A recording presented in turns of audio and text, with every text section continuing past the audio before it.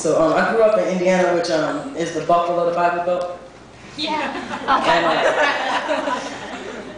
So I had to rework a couple things being a dyke and you know. So this is called Genesis Revisited.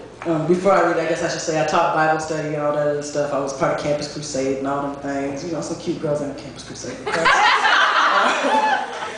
And you know, God is good. So there you go. All the time.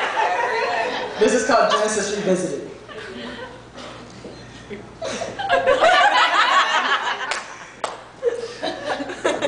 After God took over, Serpent was the first revolutionary. Serpent was smooth, slithering through memory to give Eve some answers. Tasting memory and talking to the recently dead and about to be born to get the message right.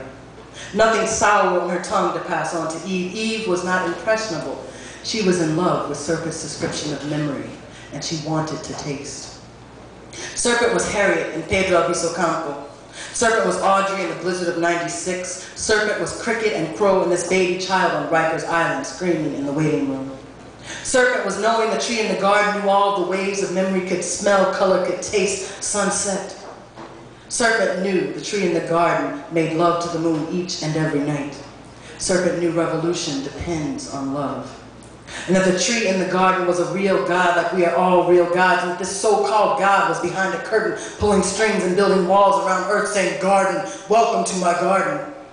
Like the whole earth wasn't green and in love with itself.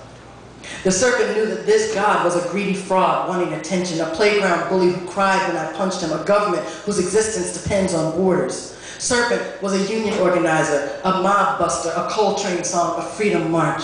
Serpent was the grunt of a preacher, was a lover coming out of the closet whispering sweet everythings to Eve. Serpent was the ultimate incantation. Serpent who knew green on the outside of God's garden knew a jail when she saw one. She said on letting her people go. "Come here," she said, sliding her tongue along Eve's hand. "Follow me, baby. I want to show you something sweet." Woo!